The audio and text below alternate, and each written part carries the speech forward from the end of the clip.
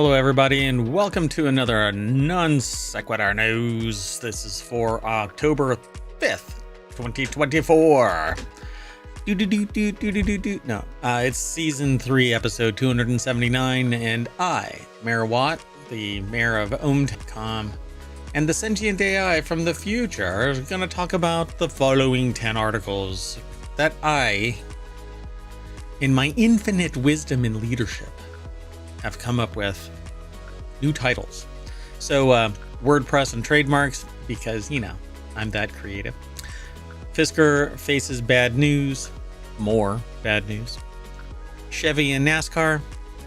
UK inventions of 2023. Cheese it. That's because of the last episode. Cheesy attempts. Taiwan runs out of electricity. Turtle hatchlings and assumptions. Spirit of the Beehive, Lego website hacked, and the Bosch universe. That and more. Powered by ohmTown.com. Go over there, become a citizen. Everything is on the other side of this intro.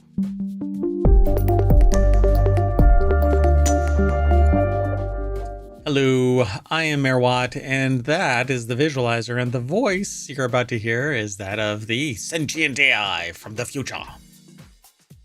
Good evening, ohmTown citizens, and welcome to Non Sequitur News. Yeah, Mayor Watt is a little because, yeah. Anyway, we have 10 articles, and we're going to talk about them. So let's get on with the show. First article's over in Non Sequitur News, the latest on the WordPress fight over trademarks and open source, which seems to have been going on forever. WordPress and its co-founder Matt Mullenweg are embroiled in a public battle against the third-party hosting provider WP Engine. But it seems like they're always. And here's the problem. The problem with trademark is that you have to defend your mark and or marks. You have to, otherwise it's genericide. So you either embrace it and WP or WordPress ends up being technically worthless in the business sector. But if everybody gets to use it, everybody that uses WordPress will love it. Not having to worry about a trademark dispute is great. Absolutely. I think this name is pretty similar in this space, and I think if anybody saw it, they might think it was WordPress.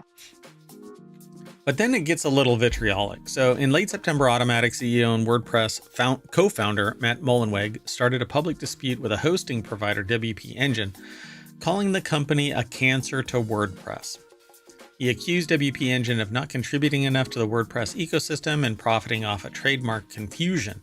As a result, WP Engine was blocked from accessing WordPress.org's servers. Automatic has since sent a cease and desist order to WP Engine to stop it from using its trademarks, while WP Engine has followed up with a lawsuit that accuses Automatic and Mullenweg of extortion, which, based on the immediate interpretation of this, I would probably say it is. Either do this or I block you. And it isn't some business process, like something that can be enumerated in some significant way, locked down as part of a contract or something like that. But how do you decide, and it's arbitrary in this interpretation so far, not doing enough? Yeah, this doesn't have enough info in it. Like, we don't know if they went through this for 10 rounds either before this happened. But telling WP Engine that they're not contributing enough to the WordPress ecosystem is nebulous at best. And so going the other route and going, because you're not doing enough, I'm going to block you from the infrastructure that is provided to everybody else seems. I think it's almost like a weird way to justify that removing them is not an issue. Like, it seems like they have some concern with the connection, and then because WP Engine either isn't using it or doesn't need it, or WordPress doesn't need WP Engine. Like, there's no reason not to remove them. But I agree, it sounds very subjective as it's written there. So Mullenweg heads up WordPress.com and its parent company, Automatic. He owns the WordPress.org project. He even leads the nonprofit foundation that controls the WordPress trademark. To the outside observer, these might appear to be independent organizations, all separately designed around WordPress open source project. But as he wages a battle against WP Engine, a third-party WordPress hosting service, which is a competitor to WordPress.org, or WordPress.com, actually. It seems like this is more about... I think that's where the problem is, right? Like, yeah, they're the public face, perhaps, to customers, and so then they think it's WordPress. Well, so I guess the solution would be to convert the name, change the name to something that doesn't use WordPress in it and still provide the service, but maybe he's right that WP Engine has benefited from the trademark and goodwill and everything associated with WordPress as a thing. But many people use WordPress and don't announce that it's WordPress. You wouldn't need to announce that it's WordPress, right? You would just use it to make your site. Yeah, exactly. So Automatic, which is in charge of WordPress.com and its commercial services, has been involved in a public dispute with WP Engine after Mullenweg called the third-party service a cancer. My real Did you problem... see about his buyout offer? So Matt Mullenweg offered employees $30,000 or 6 months salary, whichever is higher, to leave the company if they didn't agree with his battle against WP Engine. In an update on Thursday, Mullenweg said 159 people, making up 8.4% of the company, took that offer. I found that pretty fascinating because we don't see that kind of maneuvering. When a company gets into a battle, the employees may suffer, but they don't have much say in it. So I guess I don't quite get what the real beef is. WP Engine accuses both Automatic and its CEO Mullenweg, and I would probably say Mullenweg, of abuse of power, extortion, and greed, and says it seeks to prevent them from inflicting further harm against WP Engine and the WordPress community. It's a major rival to WordPress, and that's my problem. I see this as, while WordPress exists because it went open source and provided its services, its core for free, but it has a .com commercial hosting service, and that conflicts with WP Engine. Which I didn't realize until this article. Right. So it has more than 200,000 websites using the service. Mullenweg runs Automatic, which owns WordPress.com, and the company sells a hosted version of the open source WordPress software, just like WP Engine. Automatic demanded a cut of WP Engine's revenue before starting the WordPress battle, and that's my problem.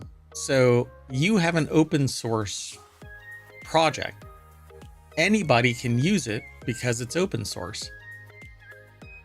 If they augment it to the point where they can provide a commercial service, and then you demand, this is the D&D of open source WordPress. So D&D did the same thing. They basically said, all of you content creators, you have to pay. And people lost their mind. And there was horrendous backlash. And I think that's what needs to happen here. This is pretty quiet, I'd say. Because this doesn't come close to the size of AD&D. Well, and at the moment, it's not impacting the users, but it's impacting one. It's impacting WP Engine. You're right. Right, and but so not people like aren't the outraged. individuals. Yeah. But what's to say? Right? There Oh, was it will in the long run. It just isn't right now. AD&D went after really big content creators, live play creators, to the point where people left. They switched to Pathfinder. They created their own RPG entirely, and basically said, "Kiss my shiny metal ass." The problem here, though, is that it's arbitrary. Automatic is basically saying you have to pay a bounty to us, even though everything that you've done is using the open source material and linking to the infrastructure of Automatic, but everybody has that. But we don't know if that's what they've done. They literally said WP Engine needs to hand over 8% of its revenue each month. And then when WP Engine said, no, it went this route. So it says the messy drama explained. WordPress is essentially internet infrastructure. It's widely used, generally stable, and doesn't tend to generate many splashy headlines as a result. Over the last week, the WordPress community was swept up into a battle over the ethos of the platform. Last week, the co-founder came out with a harsh attack on WP Engine, calling the company a cancer. The statement has cracked open a public debate surrounding how profit-driven companies can and can't use open source software, and if they're obligated to contribute something to the projects they use in return. Actually, depending on the terms of use, it stipulates any modifications that you make to the program needs to be contributed to the repo. Right, and did they do any of that? I mean, we just don't really know what's happening behind the scenes. Yeah, and I don't know enough about the agreement that WP Engine is operating off of. If it's the same as everybody else, I don't know. I don't remember reading in the terms of service, terms of use, for the open source WordPress, if you are required to provide any infrastructure modifications, or have some subset be public. So I'm not sure. I don't know. But to me, it seems like if this is a tactical strike on one provider and they have to give up 8%, I think that this is on par with extortion. Do this or we'll stop providing services to you, even though nobody else is compelled in the same way. Anyway, let's keep on moving though, because I spent a lot of time on this one. And I think it's fascinating, but we'll keep an eye on it. I think it's important because WordPress is a major engine behind a lot of websites, and the alternatives are actually much, much, much more expensive, but also a real pain in the ass to babysit, right? All of the other services. It's just, yeah. Anyway, let's keep going. This next article is over in Technology Today. Fisker faces more bad news as the SEC starts investigating its business practices. And this is probably the first poke at the veil, to where they pierce the veil of its operations. And if it appears to be treated in a non-fiduciarily, like if they looted it or something. Yeah, if they personally benefited from their actions, but made the investors suffer because of their bad behavior, this is how you end up piercing the veil and holding them liable. So the past week hasn't been the kindest to the electric vehicle industry. Now it's capped off with news that the EV startup Fisker is the subject of an investigation from the U.S. Securities and Exchange Commission. TechCrunch reported, and this is actually from Engadget, but they got it from TechCrunch. I mean, Fisker is really having a year. Man, they are charged up. What's really bad is, though, Fisker disappeared and then came back as this, but apparently they are the same hot mess, just with a different candy coating. Well, that's what people seem to do in business, right? Like just kind of regroup and try again. But meanwhile, they still do the same problematic things. Yeah, and this is at a scale that, I mean, there's a lot of bad business, and a lot of small businesses like mess up and suffer, and it's, you know, tiny and blah blah blah. And it's easy to make a you know, a paperwork mistake or something like that. But this is like a systemic, or it appears to be from the outside. yeah, And the fact that SEC is investigating, maybe I mean, there's that more. doesn't happen every time a company implodes. Where there's lithium smoke, there's lithium fire. So the filing doesn't specifically say what the subpoenas are asking for or looking into, but it's clear that the SEC has launched an investigation into the floundering EV maker that filed for Chapter 11 bankruptcy protection in June. Yeah, they're trickle charging their way out of existence. I think that they're looking for somebody to buy them. Oh, you know what I didn't do in the last show is... You know what I like to do is buy a car manufacturer that doesn't have any inventory, has multiple recalls, is being investigated by SEC. Sure. I don't know. Probably lost all its corporate leadership. Yeah, hasn't based on the last thing that we read, hadn't paid the industrial designer for the actual designs of the cars to the tune of $150,000 or something like that. Not a lot going for it unless you're trying to buy it for the debt. Danny Gallagher put the article together for Engadget. The EV startup has received several SEC subpoenas 4 months after filing for bankruptcy. If it wasn't for the fact that I really liked the design, you know, I would probably just stop even caring. But Fisker always has had these really nice, neat designs, at least to me. Aesthetically, maybe not the actual mechanics or whatever. Yeah, great on idea, bad on deployment, or execution. Great design, poor execution. Fisker's been struggling to keep its head above water ever since last year's disastrous rollout of its Ocean SUV that failed to score more than a few thousand sellers, even though it produced well over 10,000 units following its Q4 earnings. Maybe it's because the Ocean was a shiny apple on the outside, but apparently rotten in the core. The car maker announced it would lay off 15% of its workforce because it had a gross margin loss. Wow, a gross margin loss of 35%. Wow. So Fisker isn't the only one that's going to be suffering, because it says Tesla saw a major stumble with its 5th recall of its beleaguered Cybertruck. This is the 5th in a year. So most cars don't have that many probably in a lifetime. I would Although probably recently say that, yeah. There's certainly a lot of recalls. And maybe it's because it's just a big barking dog that people are paying attention to. But yeah, when they have recalls, they're these like itty bitty.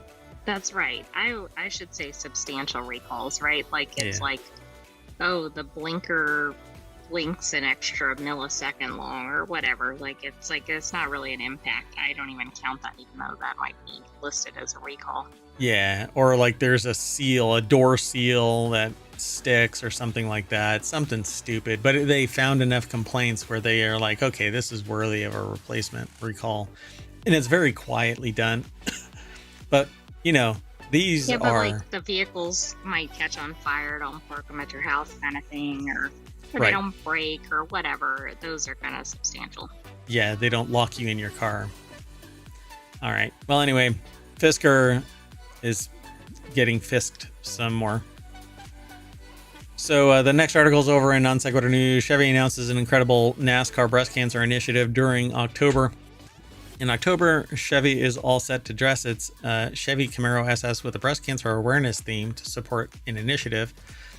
Why are they kind of an initiative? Okay, that's what they call it. They said, the little snippet says to support an initiative. Right, that's correct. Yeah, I know it's correct if you want to just say it's some random initiative. Which initiative? Oh, I see. That's because they're trying to tease you, and then in the next paragraph or whatever, they're going to say, oh, it's this. All right, Newsweek. Sajan Jogia. I don't know if I'm pronouncing that right. I'm really sorry if I'm not. Send me an email and phonetically spell out how I'm supposed to pronounce that. I think it's Sajan, right? Sajan Jogia. I'm not sure. I was thinking Sahan Hoja, maybe, Hoja? but I'm not sure. Hey, sorry, George Jimenez. That's so canon in ohmTown now. So as part of its dedication to raising awareness and supporting those affected by breast cancer, Chevy will also offer unforgettable experiences for survivors and caregivers at every race event. I hope that they have a lot of unforgettable experiences, because there is a shit ton of people that are impacted by breast cancer. I mean, you cannot walk down a street without seeing somebody that's impacted by it. So these special guests are given the opportunity to enjoy unique behind-the-scenes moments reflecting Chevy's ongoing commitment to this important cause. Chevy further underscores its dedication to the NASCAR initiative by committing financial support as part of the campaign. For every lap completed during the race, the American automaker pledges to donate $350 to the Making Strides Against Breast Cancer initiative, with a maximum contribution of $50,000. Why limit that? A maximum contribution? I don't know. I think the value of this is more just the visibility. It's getting out perhaps to a new audience.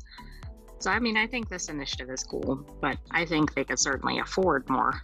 Yeah, for sure. So Chevy's going to debut its pink Camaro SS as the official pace car for NASA throughout the month. And so it's not going to the moon. Wait, what? You said NASA. What did I say? NASCAR? I said NASA. You said NASA instead of NASCAR. I thought I said NASCAR. So I have to play that back. I swear I said NASCAR, but that's okay. So let me correct myself. Chevy will not be sending its Camaro SS to the moon. It's going to be the official pace car for NASCAR races throughout the month, helping to raise awareness and drive support for the cause. So wait, for every caution lap completed during the race, that's what, not every lap, but every caution lap. Correct. It's going to donate $350. So whenever things get out of control, which is probably in every race, right? All right. I don't think they shouldn't. Come on, don't put a cap on it. Just maybe at the end of this, they should donate. They don't want it to be when it's zipping by and you can't see it in the messaging. I'm assuming a caution lap is slower, but I don't know what it is. Okay. Cameras do have the ability to follow the pace car everywhere, right? Get out of here. So in 2023, Chevy's program contributed $40,250 generated by 115 caution laps. So get out there, drivers, and get into as many incidents as possible to drive that price up to $50,000. Oh, it's only $50,000 because they capped it. So you have, 15 more laps to do so that you can get to the... That's nutty. Anyway, the upcoming NASCAR Cup Series race at Talladega promises to be one of the season's most unpredictable events, with the high-speed 2.6-mile super speedway known for its chaotic racing. Fans can anticipate intense left-hand turns. Oh, is that the direction of the race course? The next article is over in Technology Today. Flat pack coffins and robot dogs patent applications show UK inventions of 2023. I had to, for both of these purposes. Flat pack coffins is not something that you would think. Please tell me that's unoccupied coffins. Yeah, well, eventually it's a flat pack. Anyway, so a robot dog that does vacuuming, flat pack coffin, and a cross between a cookie and a cake were among the things that UK-based inventors thought up last year. So other submissions included a vertical grand piano, Okay. I guess that makes sense for those tiny loft-style apartments. So yeah, it Or like goes up. studio apartments is the term I meant. Yeah. This is a lofty piano. So other submissions included a vertical grand piano, smart goalie gloves, and cheese made of potatoes. What? Okay, Lying down now I desk? don't really get the cheese made of potatoes, but This is a lying down desk. All right. I'm not sure about that one. Interesting. Oh, and cookie Is that cake. for people that cannot sit or something? I have no idea. So the Guardian, pardon me 1 second. Sorry about that, folks. Losing my voice. So let's see. The Guardian analysis of patent applications listed by the IPO, Intellectual Property Office, found 5,955 involving at least one UK-based inventor had been published in 2023. They included a lying down computer table invented by Alex May, 31, from London. The device involves a downward-facing computer monitor that can be viewed from under a desk that can also operate as a sitting or standing desk if needed, because sometimes you don't want to just sit or stand, but you want to lay down. That's like this. Probably many people want to do that during their workday. The Seinfeld desk. May, who had chronic back issues. Which character would have it? George. Exactly. Gotta be George. So May, who has chronic back issues since his teenage years, came up with a desk after searching for a more comfortable way to use his computer. Which, why not have a, like, well, lying down? Yeah, I mean, why not have a desk that sits so that you can recline more like a bed, have an adjustable. Oh, right. And then almost like an arm with the computer or something. Yeah. And you can still have it stand. I don't know. Maybe a reclining bed-like structure, but doesn't have the leg portion of it, so it can actually stand up and you can just lean against it. I see. Mm-hmm. And then when you want to sit, it just folds 90 degrees at the seat. You know what? They do have a bed that may do that. I mean, all right. This seems... Can you imagine if the person has to attend meetings? Although maybe it looks kind of normal, although the floor is behind them. This is not a... Okay. All right. Just the viralness of this, you know that they're going to be making some money off of this. Other inventions including, what is it? A jute in bamboo flat pack coffin. All right. Invented by David Howe from Stowbridge. It is an environmentally friendly and easy to assemble coffin. So manufactured in Bangladesh through fair trade company Oasis Coffins, it was granted a patent in May. Anna Combe of Brandon in Suffolk was also granted a patent for a novel baking method and product combining dough and batter. Her cookie cake enables the user to experience different textures in one bite. How does that get a patent? I don't know. Baking can be patented. Huh. And recipes can't be patented. I don't get it. No, she must have. Well, not in the US. Sort of process or whatever that. I don't know. The invention was the result of a happy accident while baking with her daughter. When some cupcakes spilled over resembling cookies on top, she asked if we could make cakes topped with cookies and biscuits. And off to the races they go. Cookie cakes. Yep. So most of the patent applications were for highly technical or scientific inventions, but other less esoteric examples included an easy assembly plywood cow to help you practice lassoing like a cowboy, smart goalie gloves that record data on how the keeper is performing, a grand piano with the strings arranged vertically to save space, a leather-like material made from mushrooms, a nap timer that uses radar to decide on the perfect time to wake you up, cheese made from potatoes, and a shoe that fits on both left and right feet, and a machine that vibrates your nose. For colds, let's just say. Yeah, for cold. Okay, so a couple of those sounded useful, like the vertical piano, although it looks weird if it sounds the same. And Yeah, well, then it'd I have thought to the be. smart goalie gloves sounded neat too. Yeah, you got to see those in action. I think there's a link. But... All right, let's keep moving though. Time waits for no one. So the next article is over in Non Sequitur News. The Swiss government largely gives up on its Gruyere PDO, PGI attempts. So it's trying to do trademark protection for Gruyere. A couple of years back, we discussed a win in the courts for the U.S. Dairy Export Council against both French and Swiss consortiums that had attempted to trademark the word Gruyere in America. Both of those groups were jointly attempting to get a PDO, PGI trademark for the term, arguing that Gruyere cheese should only be labeled such if it came from the region around Gruyere, a Swiss town somewhat near the French border. This style of trademark is like champagne. Correct. Yep. And I think Muscat is like that too. There's a type of grape that can only be. Right. And there's a cheese in Italy that you can't. I think it's a cheese in Italy. Is it What is that?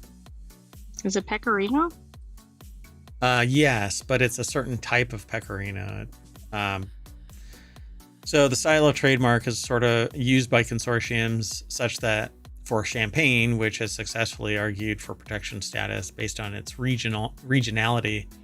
So in this case, both of the USPTO and US courts rightly concluded that the consortiums could not unring this bell. Americans have been using Gruyere cheeses for years and years, with the vast majority of them likely not even known that the town of Gruyere existed. Never mind being confused into thinking that the cheese they bought at the store came from that region. Do the consumers really care if they like the cheese? Well, the protection is even champagne. My problem with that, it has to come from that region. But if you can make champagne and it can't be easily discernible, it's more of a style than it is a regionality, at least to me. But I'm not interested in the protection side of that. And see, the reason why you would do that is because if you can limit what somebody can call something, then there's no competitors. You have to use that region, or you can't call yourself Gruyere. You can't call yourself champagne, which prices out everybody else, right? Or I should say, immediately stops competition, except for where the wagon was circled, which is ironic since circling the wagons, I think, only took place in the West. Here in the United States. Well, outside of ohmTown. ohmTown doesn't have that whole... It doesn't have a wagon motif. And you don't have to hitch yourself to anything at all. Anyway, so the text... Oh, by the way, this is from Timothy Geiner in the Big Cheese Department. That's who wrote it. They always have good departments at TechDirt. They do. This is over at techdirt.com, just like the Sentient AI from the future. Kind of slow roll that I never said the name of the website. No, I wasn't. I was actually giving credit to the website because I think they routinely come up with creative things for their intros. Yep. The updated motion still needs to be passed by the Swiss House, but obviously a better plan than the original motion. So such a measure would restrict Switzerland's room to maneuver in terms of foreign trade and could even prevent the conclusion of new agreements, declared Economy Minister Guy Parmelin, which sounds like a cheese. However, the Senate... Wouldn't that be ironic? Parmelin cheese. However, the Senate has proposed an alternative to the motion with very few constraints. It encourages the government to make a greater commitment to respecting the recognition of products of Swiss origin. Awareness raising could, for example, be carried out as part of the trade agreement negotiations. This adapted motion was tacitly approved by the Senate and now goes to the House of Representatives for approval.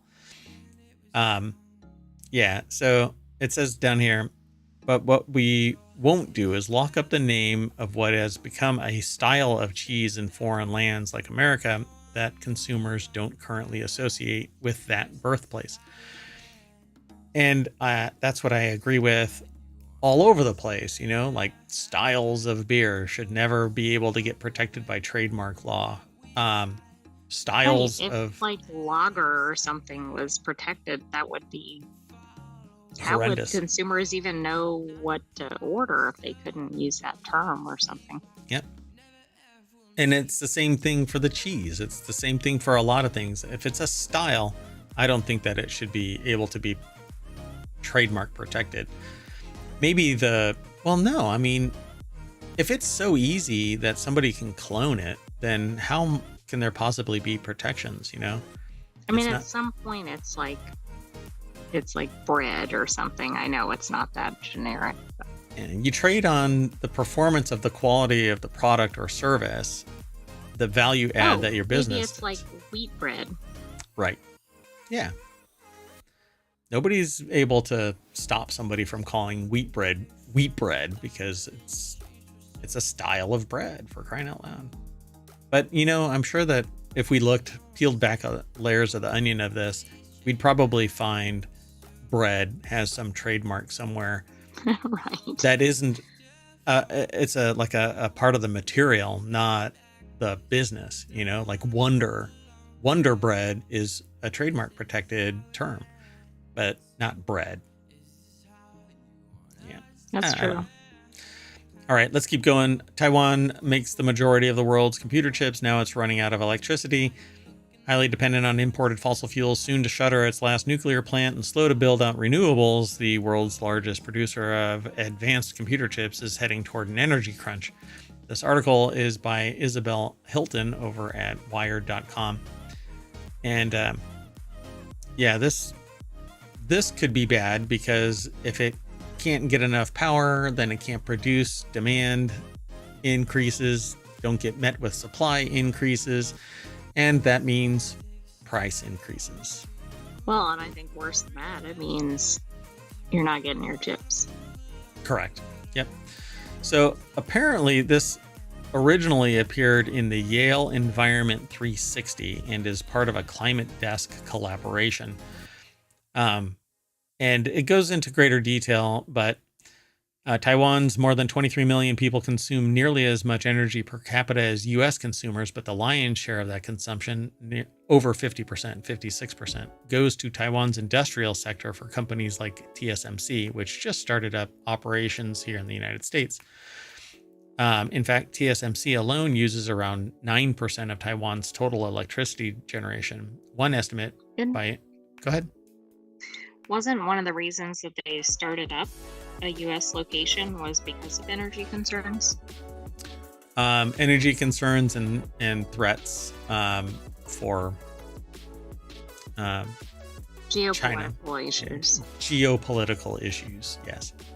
So the bulk of that energy demand comes, about 82%, comes from TSMC.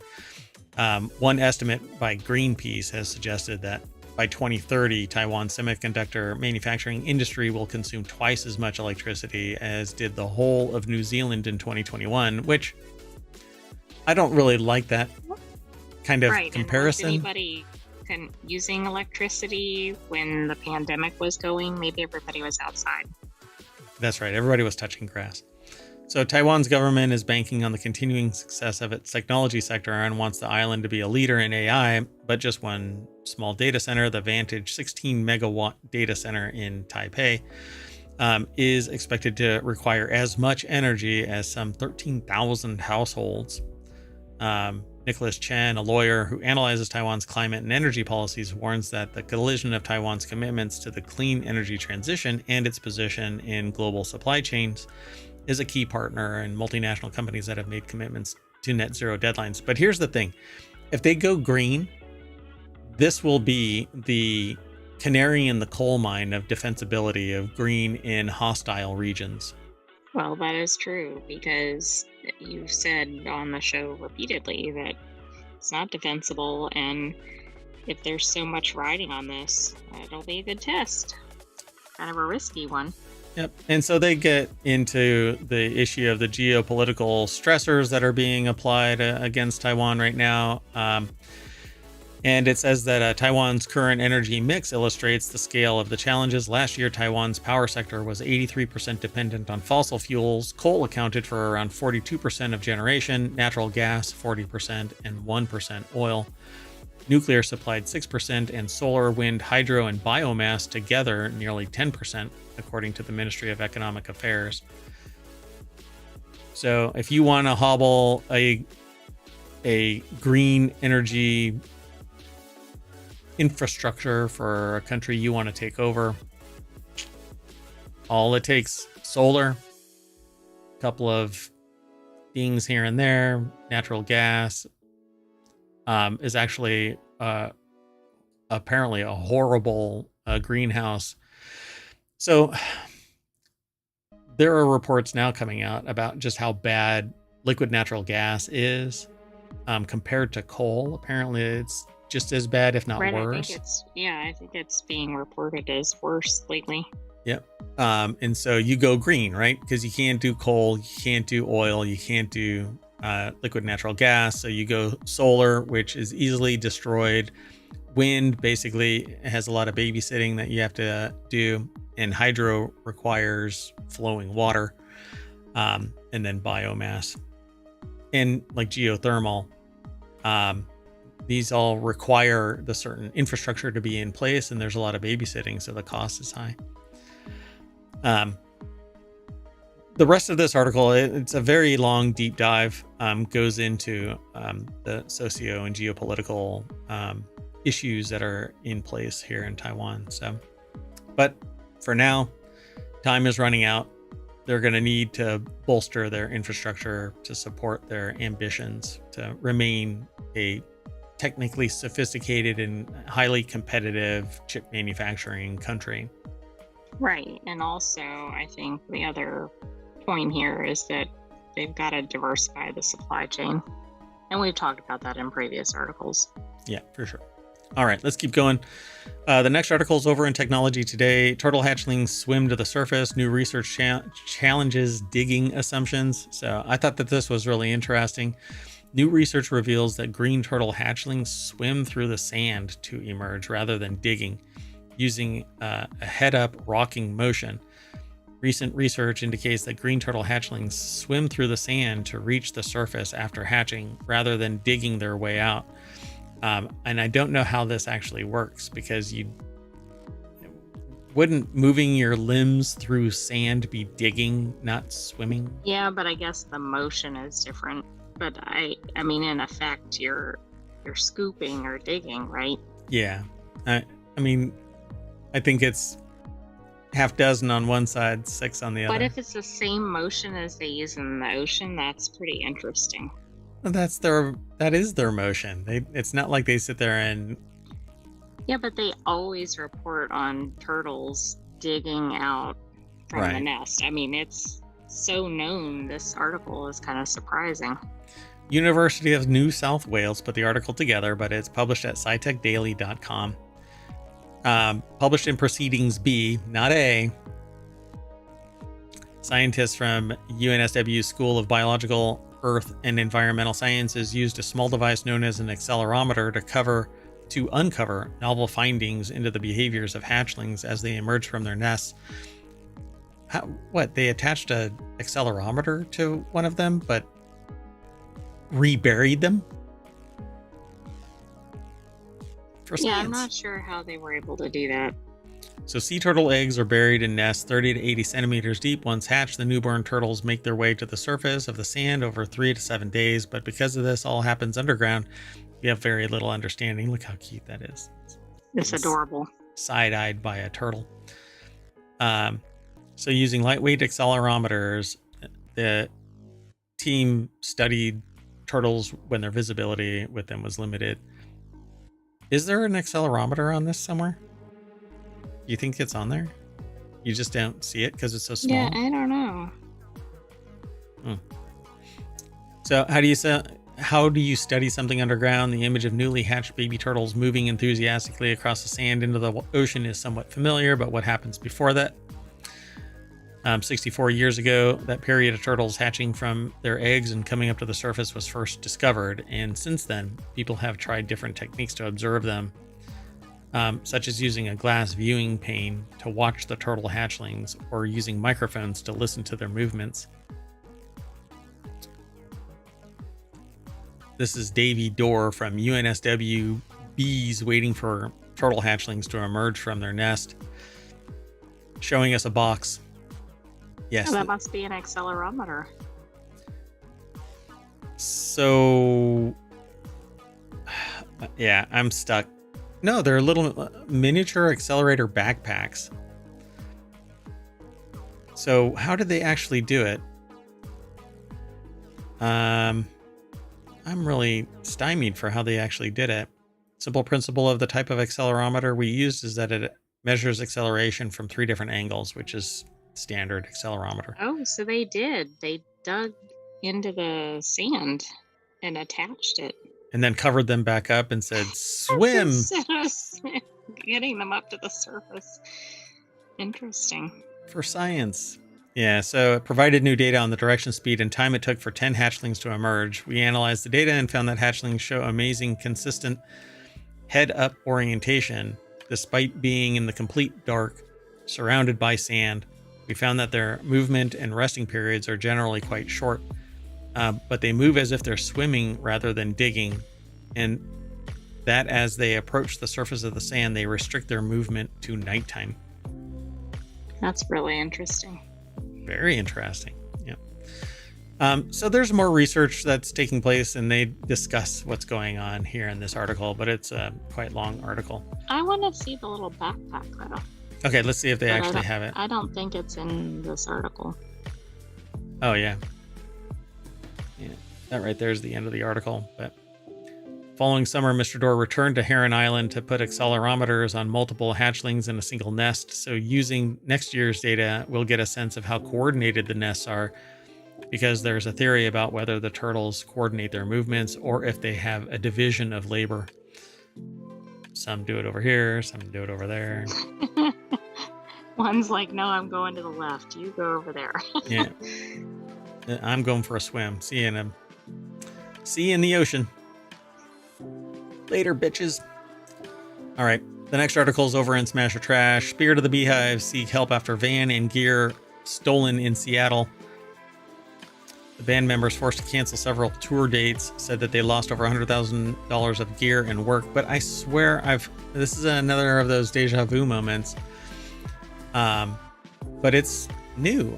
I thought we had talked about this at some point, but this must be another one. I don't remember one about a band and not about Spirit of the Beehive. So Spirit of the Beehive had been on tour in support of the new album You'll Have to Lose Something when they got to Seattle for a planned show at the Crocodile. While in the Seattle area, their van, trailer, gear, and merchandise were stolen. They wrote on social media. The trailer was located, but it's virtually empty. After losing their van and gear, Spirit of the Beehive has been forced to cancel the rest of their tour. North American trek had been scheduled to stretch into November. I'm surprised that people haven't come forward and just said, here's some equipment. You know, I mean, right. I've got 2 guitars. It's going to the media, so maybe somebody will. So they launched a fundraiser on GoFundMe. The band is also asking for people to keep out for the stolen van, a navy blue 2012 Ford E350 that has a license plate of LTB 3679. But let's get them gear. Let's get them back. Making music and. Exactly. If some music equipment companies listening, some rental company just donate a thing and write it off on their taxes as goodwill. I mean, come on, this is easy mode to fix. I don't have musical instruments enough to go around. I'm sure I got 2 guitars. I'll give them here. Go make some music. Anyway, yeah. I mean, this is really crummy because not only did they lose the equipment, they lose revenue from the tour dates. They probably break contracts for either crew or for the venues. Like, they're going to be in the hole for that. Yeah, if they can't get out of it because of this, this is one of those extenuating circumstances that should allow you to.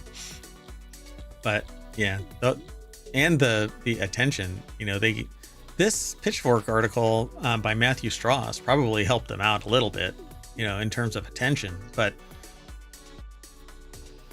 there's nothing better than actually doing a concert for people. Well, right. I agree.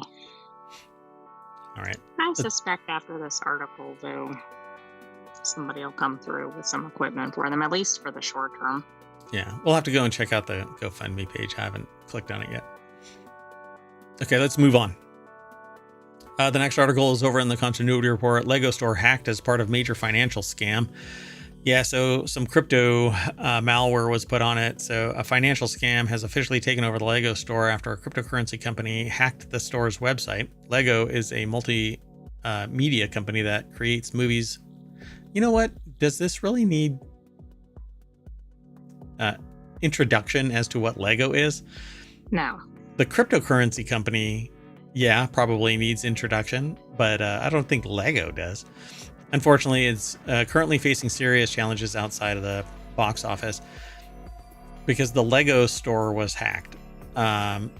So a financial scam affected the Lego store after a cryptocurrency company hacked the store's website. Lucas Sheo over at ScreenRant.com put the article together. I actually heard about this elsewhere and then found out about it by this submission. Again, it was submitted, and I'm a big fan of Lego. Got a bunch of Lego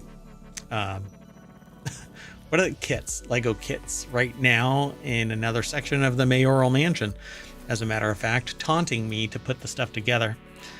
Well, according to a report by Engadget, hackers took over the store website and began promoting a cryptocurrency coin. The hackers left a gigantic golden banner proclaiming that the Lego coin was officially available for sale. The coin is not legitimate and is not actually affiliated with Lego. The banner has since been taken down, and the company released the following statement: "Don't believe everything you see." Yeah, but people going to the Lego site might be kids. I mean, this is a whole nother layer of just, oh, really? Yeah. So the website was defaced, but they say that no user accounts have been compromised. So they must use a different way to access the infrastructure of it. Okay. So no user accounts. The cause has been identified, and they're implementing measures to prevent it from happening again. So they say the crypto hack is worrying for Lego. The hack represents a major risk for consumers, but this is one of those click with care type of things that you need to practice. Lego being compromised means that if it was compromised at the user level, you should have a unique password for everything. And the moment you find out about something, verify that your financial side isn't compromised as well, because if they store financial data in some way, like a credit card, and purchases can be made because they don't actually salt, and they don't encrypt the data significantly. Maybe they found the credit card information, extracted the information, including the +3 on the back of the card, and can make purchases. So they're saying that hasn't taken place. But the reason why I talk about that is because it's all part and parcel to an account. And if they don't protect you, you have to protect you. So try to avoid putting your credit card information on systems. Try to avoid using the same password anywhere else. This article talks about vulnerabilities exist for many websites that hackers can potentially target. That is a standard thing for everybody. Right. I don't think there's any website out there that's really not able to be hacked. Yeah, it's not if, but when. So our take on the Lego cryptocurrency hack: always take extra precautions on the internet, they say. No matter where an advertisement is coming from, extra precautions are necessary before making purchases or clicking links. This is one of the problems that we have with website advertisements, is that the infrastructure for the ad can actually be compromised, which means that it's going to feed compromised ad code. A simple pop-up could lead you to somewhere where you think that everything is fine, but it's compromising your computer, or encouraging less suspicious, or what's the proper term? I'm trying to Um. less cynical people from clicking on things. So, Oh, right. when a pop-up occurs, I don't click it. I will close. Gullible. Yeah, and that's actually kind of. Yeah. But I know it wasn't exactly what you were looking for. I mean, if you're just an innocent internet denizen traveling, across the net, and a banner ad appears, don't click it. And I honestly, I don't even know how or why advertising works in that way. I know that advertising works because I get activity based on advertising elsewhere. But clicking on banner ads themselves seems... Right, because you could always run a search for whatever that company was or something separately. Like you wouldn't have to click that particular thing. Yeah. And I am always suspect of that, no matter where. Like somebody advertises something on a stream and I'm like, God, I want to support the streamer. I want to support the whatever. But I am so suspicious of anything ad-based because a simple compromise can redirect you to something and compromise your computer. So click with care, folks. Click with care. Okay, let's move on though. They've fixed the problem for now, and more data I'm sure will come as they do more investigation into it. And while you're clicking over, they have already reached half their GoFundMe goal on Spirit of the Beehive, and they have a very extensive list of things that are being replaced, including personal attire that was taken, like shoes. Oh my God. Yeah. It's just a shame that we have a society where that is A, necessary, and B, an option, right? Like our moral and ethical compass is really compromised when we have to survive, and that's what happens. Somebody will resort to theft because they have to survive. Now, there's an alternate where it's really scumbaggery because maybe the people that stole this actually have means to support themselves, but they want more, and that's where we get even grosser. Yeah, that's even worse. Yeah. I don't think somebody stealing a bunch of audio equipment is necessarily doing it out of necessity. But we don't know. Yeah. It just, the bigger picture is that it sucks that we live in a society where it's sometimes necessary to survive, and it's never necessary. It's really a choice. But when you have to worry about food and shelter and whatnot, then you compromise everything to live. So it's a bigger sociological and psychological type of discussion, but it's worthy of mentioning. And I've said this in face-to-face conversations with people, and some people just do not understand that it is sometimes necessary to do something like this. But it's because they've never truly felt it the way that these people might have felt it. Like, oh, look, I can score a whole ton of things, sell them quick, but it could be all manner of rationale for it. Sorry, that has nothing to do with the Bosch universe, but hey, it's non sequitur news. But it might actually, because I could see a storyline relating to a series of thefts. Yep. So Bosch Universe is not moving forward with another spin-off. Apparently, there was going to be one, but it has actually, I guess, dipped out of contention. Amazon MGM Studios has canceled the upcoming J. Edgar spin-off in the Bosch universe, initially set to be developed by Blue Bloods alum Larry Andres. The J. Edgar Show, which is not the actual name of it, I'm sure, because that sounds like a nighttime show. It does. Would have followed Harry Bosch's former partner, Detective Jerry Edgar, as he moved to Little Haiti, Miami, for an undercover FBI mission. It was confirmed that Jamie Hector, who played Edgar in all 7 seasons of Bosch, would lead the potential new series as one of the 2 in the works for the franchise. So there's supposed to be another spinoff, but we're not like what's her name? Something Honey? having to do with Honey Chandler, but I don't remember if she's the lead or it's just somehow connected to her. Oh, gotcha. So Katrina Yang over at ScreenRant.com put the article together. And it says, now just 2 years shy of when it was first announced, Deadline has brought word that the Hector-led new Bosch spinoff is no longer happening at Prime Video, and the project was one of 2 Bosch spinoffs, the other being the Maggie Q-led Detective Renee Ballard spinoff, which That's would right, have involved... which we haven't even met her. I think she's showing up in the next season of Bosch. Interesting.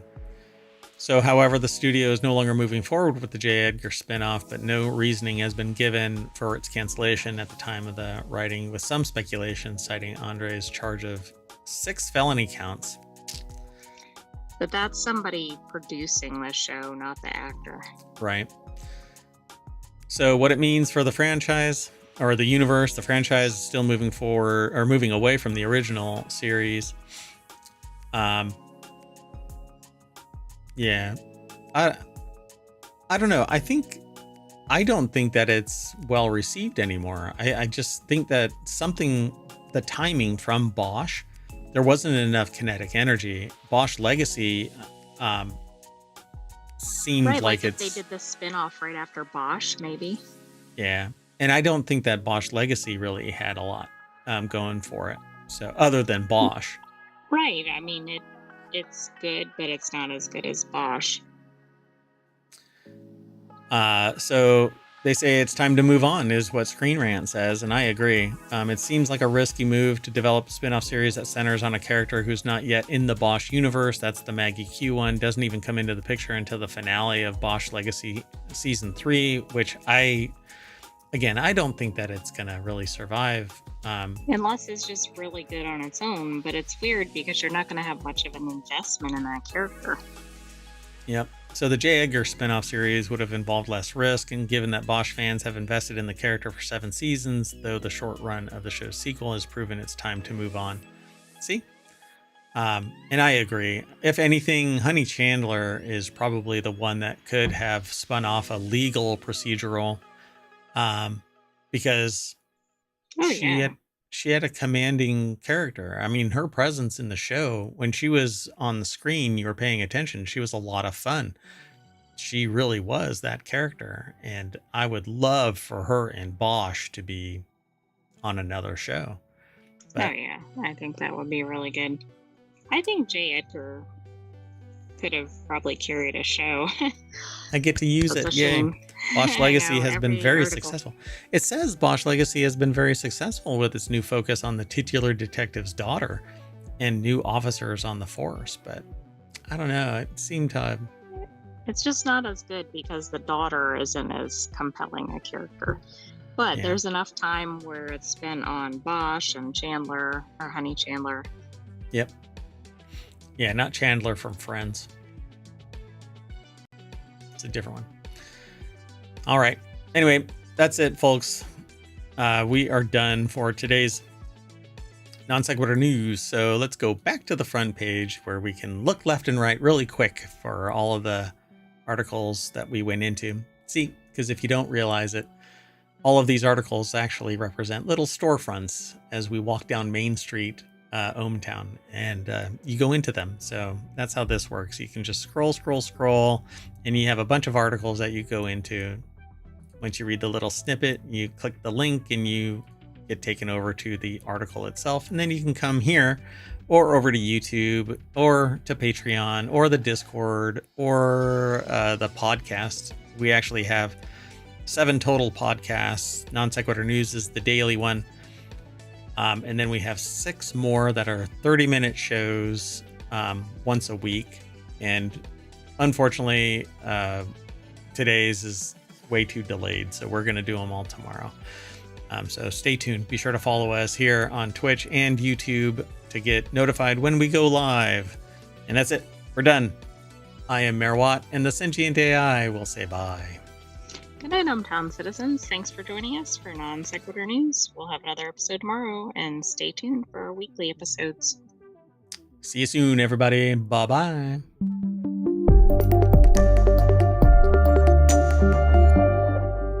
and I don't know why the screen is